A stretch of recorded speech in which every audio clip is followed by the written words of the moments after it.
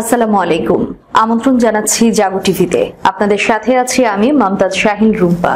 শুরুতেই জানিয়ে দিব আপডেটগুলো।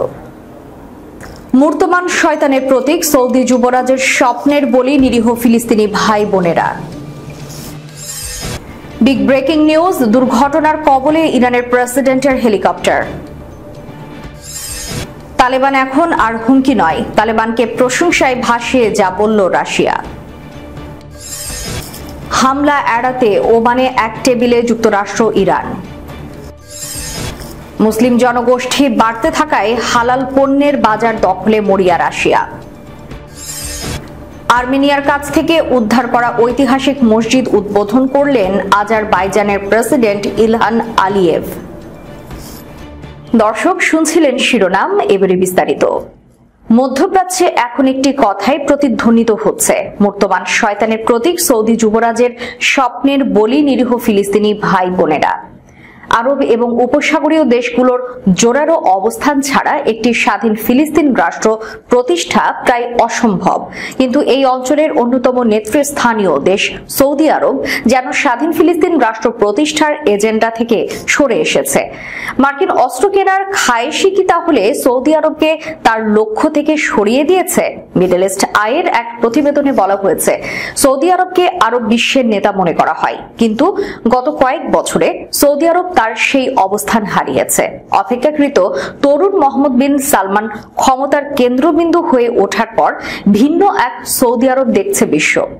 যে সৌদি আরব এক সময় স্বাধীন ফিলিস্তিন রাষ্ট্রের জোরালো সমর্থক ছিল, এখন কেবল বিবৃতি দিয়ে কাজ সারে দেশটি। তাই 7 মাস ধরে নিরস্ত্র ফিলিস্তিনিদের নির্বিচার গণহত্যায়ও এতটুকু টলেনি নফরমান সৌদি যুবরাজ।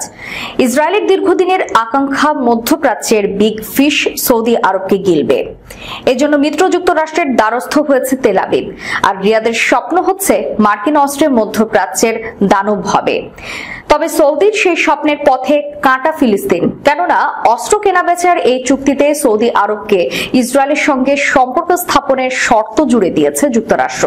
তাই গাজায় গণহত্যা দেখেও দ্বিধাগ্রস্ত সৌদি, সাইডলাইন থেকে সবকিছু দেখছে। ওয়াশিংটনে বসে থাকে নিজের মালিকদের কথাই শুনছে না তেল আবিব। সেক্ষেত্রে উপসাগরীয় প্রতিবেশীদের কথাই পাত্তা দেওয়ারই প্রশ্নই আসে না। তবে গাজায় চলমান ইসরায়েলি আগ্রাসন সৌদি আরবের ভালো মানুষের মুখোশ খুলে দিয়েছে। এখন প্রশ্ন উঠছে, সৌদি আরব কি কখনো স্বাধীন ফিলিস্তিন রাষ্ট্রের সমর্থক ছিল? রিয়াদের এমন ধোঁয়াশাপূর্ণ অবস্থান গাজায় দীর্ঘস্থায়ী সংঘাত ঠেকানো এবং স্বাধীন ফিলিস্তিন রাষ্ট্র প্রতিষ্ঠার রাস্তা কঠিন করে দিয়েছে। গাজায় যুদ্ধবিরতি নিয়ে কাতার, মিশর, এমনকি সংযুক্ত আরব আমিরাতকে যতটা তৎপর দেখা গেছে, সেই অর্থে পেছনের বেঞ্চে বসেছিল সৌদি আরব। বিশ্লেষকরা বলছেন, ফিলিস্তিনিদের অধিকার আদায়ের সংগ্রামে সৌদির এমন নীরবতা অবাক করা নয়, কেননা রিয়াদের বর্তমান নেতৃত্ব বাইরের দেশে কি ঘটলো তার চেয়ে নিজ দেশের বিষয়াবলী নিয়েই বেশি চিন্তিত। তাই গেল বছর ফক্স নিউজকে সৌদি যুবরাজ অকপটেই জানিয়েছিলেন, ইসরায়েলের সঙ্গে সম্পর্ক স্থাপন খুব নিকটে।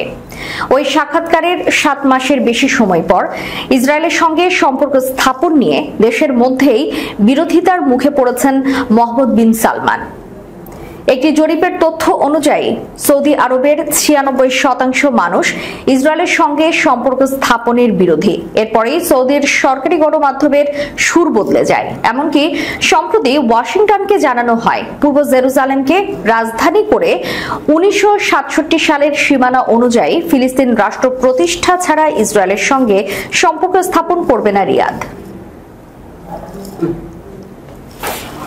ইরানের প্রেসিডেন্ট ইব্রাহিম রাইসিকে বহনকারী একটি হেলিকপ্টার দুর্ঘটনায় পড়েছে। গতকাল রোববার তার হেলিকপ্টার দুর্ঘটনায় পড়ে বলে দেশটির রাষ্ট্রীয় টিভি চ্যানেলের বরাতে এক প্রতিবেদনে জানিয়েছে বার্তা সংস্থা রয়টার্স। প্রতিবেদনে বলা হয়, হেলিকপ্টার অবতরণ করার সময় এই দুর্ঘটনা ঘটে। ঘটনার পর উদ্ধারকারী দল সেখানে দ্রুত যায়।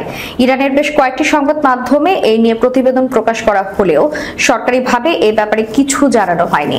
এই ঘটনায় ইব্রাহিম রাইসি আহত হয়েছেন কিনা তাও জানা যায়নি। বার্তা সংস্থা এপি বলছে, ইব্রাহিম রাইসি ইরানের পূর্ব আজারবাইজান প্রদেশে গেছেন, আর এই দুর্ঘটনা ঘটেছে জলফা নাম এলাকার কাছে। প্রতিবেশী দেশ আজারবাইজানের সীমান্ত এলাকায় এটি। আবহাওয়া ভালো না থাকায় উদ্ধারকারী দল ঠিকমতো কাজ করতে পারছে না। আফগানিস্তানের তালেবানকে আর হুমকি হিসেবে দেখছে না রাশিয়া। তালেবানকে প্রশংসায় ভাসিয়ে দেশটির পররাষ্ট্র মন্ত্রণালয়ের এশিয়া বিষয়ক দফতরের পরিচালক জামির কাবুলভ বলেছেন, তালেবান এখন আর রাশিয়ার জন্য হুমকি নয়। শনিবার এক প্রতিবেদনে এই তথ্য জানিয়েছে রুশ সংবাদ মাধ্যম RT। 2021 সালে তালেবান ক্ষমতায় আসার পর থেকে রাশিয়া সরাসরি তাদের স্বীকৃতি না দিলেও যোগাযোগ রক্ষা করে আসছিল। ভারত প্রথম দিকে তালেবান সরকার থেকে মুখ ফিরিয়ে নিলেও বর্তমানে কূটনৈতিক সম্পর্ক স্থাপন ও ব্যবসায়িক সম্পর্কের উন্নয়নে কাজ করছে। আফগান সংকট নিরসনে সম্প্রতি নয়াদিল্লি সফর করেন জামির কাবুলভ। এরপর রুশ সংবাদ সংস্থা তাসকে এক সাক্ষাৎকারে তালেবান সম্পর্কে রাশিয়ার বর্তমান অবস্থান স্পষ্ট করেন তিনি। সিনিয়র এক কূটনীতিকের মতে আফগান সংকট সমাধানে রাশিয়া ও ভারতের দৃষ্টিভঙ্গি একই। কাবুলভ বলেন, তালেবানরা আমাদের বন্ধু এমনটা আমি বলতে পারি না, তবে তারা আমাদের শত্রু নয়। তালেবানরা বলেছে তারা রাশিয়াকে USSR সোভিয়েত ইউনিয়ন এর উত্তরসূরি হিসেবে বিশ্বাস করে। দিল্লিতে আলোচনায় এটা স্পষ্ট হয়েছে যে আফগানিস্তান ইস্যুতে রাশিয়া ও ভারতের অবস্থান আগের চেয়ে অনেক কাছাকাছি। এছাড়া এই সংকট নিরসনে দুই দেশের পরিকল্পনা অভিন্ন। দীর্ঘদিন ধরে কূটনৈতিক সম্পর্ক নেই, তবুও ওমানে চিরশত্রু যুক্তরাষ্ট্রের সঙ্গে পরোক্ষ আলোচনায় বসেছে ইরান। দেশটির সরকারি বার্তা সংস্থা IRNA শনিবার রাতে বিষয়টি নিশ্চিত করেছে। এর আগে মার্কিন সংবাদ মাধ্যম এক্সিওস জানায়, আঞ্চলিক হামলা এড়ানোর বিষয়ে পরোক্ষ আলোচনা করেছে মার্কিন ও ইরানি কর্মকর্তারা। ইরানের পরমাণু কর্মসূচিকে কেন্দ্র করে ওয়াশিংটনের সঙ্গে তেহরানের দীর্ঘদিন ধরে উত্তেজনা চলছে। এছাড়াও নিজ নিজ মিত্র ইসরায়েল ও হামাসের চলমান যুদ্ধে তীব্র মতবিরোধ রয়েছে উভয় দেশের। বার্তা সংস্থা IRNA জানিয়েছে, জাতিসংঘে ইরানের প্রতিনিধি ওমানে দুই দেশের মধ্যে পরোক্ষ আলোচনার বিষয়টি নিশ্চিত করেছেন। আলোচনার সময় ও স্থান উল্লেখ না করে তিনি জানান, এই আলোচনা এবারই প্রথম নয়, এটি শেষও নয়। ইসরায়েলের নজিরবিহীন ড্রোন ও ক্ষেপণাস্ত্র হামলা চালানোর পর যুক্তরাষ্ট্রের সঙ্গে ইরানের এমন আলোচনা হলো। এর আগে গত 1 এপ্রিল দামেস্কে ইরানি কনসুলেটে হামলা চালায় ইসরায়েল। এতে রেভলিউশনারি গার্ডের 7 সেনা নিহত হয়। অপরদিকে গাজা উপত্যকায় ইসরায়েলের আগ্রাসন শুরুর পর মধ্যপ্রাচ্যে আঞ্চলিক উত্তেজনা বৃদ্ধি পেয়েছে। বিশ্বব্যাপী তরুণ মুসলমানদের সংখ্যা বাড়তে থাকায় হালাল পণ্যের বাজার দ্রুত সম্প্রসারিত হচ্ছে, এমনটি জানিয়েছে রাশিয়ার রাষ্ট্রীয় মান নিয়ন্ত্রক সংস্থা ব্রাশ কোয়ালিটির প্রধান নির্বাহী কর্মকর্তা ম্যাক্সিম প্রোটাসভ। তাতারস্তানের রাজধানী কাজানে অনুষ্ঠিত কাজান ফোরামের সাইডলাইন বৈঠকে সংবাদ মাধ্যম আনাদুলু এজেন্সির সঙ্গে কথা বলার সময় ম্যাক্সিম প্রোটাসভ আরো বলেন, হালাল পণ্যের বাজারটি কয়েক ট্রিলিয়ন US ডলারের। এটা বিশাল, কারণ বিশ্বের জনসংখ্যার একটি বড় অংশ মুসলমান। এর ব্যাখ্যায় প্রোটাসভ জানিয়েছেন, রাশিয়ার জনসংখ্যার 15% বেশি মুসলমান, যেখানে হালাল পণ্য এবং পরিষেবার বাজার প্রতিনিয়ত বাড়ছে। 2015 সালে প্রতিষ্ঠিত রাশিয়ার জাতীয় মান নিয়ন্ত্রক সংস্থাটি হালাল পণ্য ও পরিষেবার মান সার্টিফিকেশন স্বীকৃতি পর্যবেক্ষণের কাজ করে আসছে। ইসলাম ধর্মের নির্দেশিকা মেনে প্রস্তুতকৃত পণ্য এবং পরিষেবাগুলোকে বলা হয় হালাল পণ্য বা পরিষেবা। গত বছর ওয়ার্ল্ড হালাল সামিট কাউন্সিলের চেয়ারম্যান ইউনুস ইতে বলেন, হালাল পণ্য ও পরিষেবার বাজার $7 ট্রিলিয়ন ছাড়িয়েছে এবং আগামী 5 বছরে এটি $10 ট্রিলিয়ন পৌঁছাবে বলে আশা করা হচ্ছে। প্রোটাসভের মতে, মুসলমান জনগোষ্ঠীর বেশিরভাগ হচ্ছে তরুণ তরুণী ও যুব সমাজ, তাই তাদের পণ্য ও পরিষেবার ব্যবহার দ্রুত বাড়ছে। এ কারণেই রাশিয়া সহ বেশ কয়েকটি দেশ এই বর্ধনশীল বাজারে ঢোকার জন্য পরিকল্পনা নিচ্ছে। প্রোটাসভ বলেন, দেশে হালাল বাজারের উপযোগী প্রয়োজনীয় অবকাঠামো তৈরি করা রাশিয়ার মান সংস্থার জন্য গুরুত্বপূর্ণ দায়িত্ব হয়ে উঠেছে। তিনি হালাল বাজারের ভবিষ্যৎ নিয়েও আশাবাদী।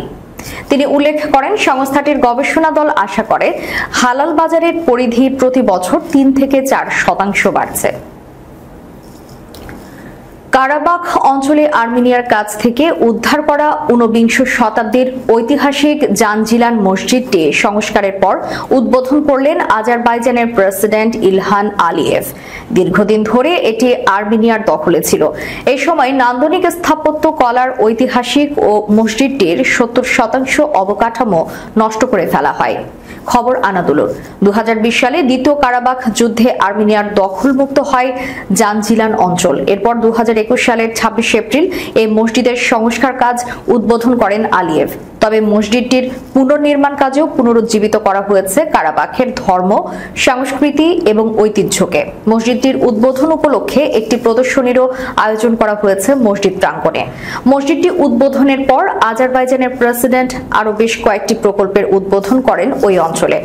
ঐতিহাসিক এই মসজিদটিতে পর্যটকরা যাতে সহজে যাতায়াত করতে পারে এজন্য নতুন রাস্তাঘাট সহ বিভিন্ন উন্নয়ন প্রকল্প হাতে নেন আলিয়েভ। উল্লেখ্য, আর্মেনিয়া ও আজারবাইজানের মধ্যে অবস্থিত নাগর্নো কারাবাখ ছিটমহল নিয়ে দুই দেশের মধ্যে 1980 এবং 1990 এর দশকে বড় আকারে যুদ্ধ হয়েছে। সর্বশেষ 2020 সালে তৃতীয় দফায় দুই দেশের মধ্যে 6 সপ্তাহ ধরে এক যুদ্ধে কারাবাখের নিয়ন্ত্রণ আজারবাইজানের কাছে চলে আসে। দর্শক, শেষ করার পূর্বে সংবাদ শিরোনামগুলো জানিয়ে দিব আরো একবার। মূর্তমান শয়তানের প্রতীক সৌদি যুবরাজের স্বপ্নের বলি নিরীহ ফিলিস্তিনি ভাই বোনেরা। বিগ ব্রেকিং নিউজ, দুর্ঘটনার কবলে ইরানের প্রেসিডেন্টের হেলিকপ্টার। তালেবান এখন আর হুমকি নয়, তালেবানকে প্রশংসায় ভাসিয়ে যা বলল রাশিয়া। হামলা এড়াতে ওমানে এক টেবিলে যুক্তরাষ্ট্র ইরান। মুসলিম জনগোষ্ঠী বাড়তে থাকায় হালাল পণ্যের বাজার দখলে মরিয়া রাশিয়া। আর্মেনিয়ার কাছ থেকে উদ্ধার করা ঐতিহাসিক মসজিদ উদ্বোধন করলেন আজারবাইজানের প্রেসিডেন্ট ইলহান আলিয়েভ। এতক্ষণ আমাদের সাথে থাকার জন্য ধন্যবাদ। আল্লাহ হাফেজ।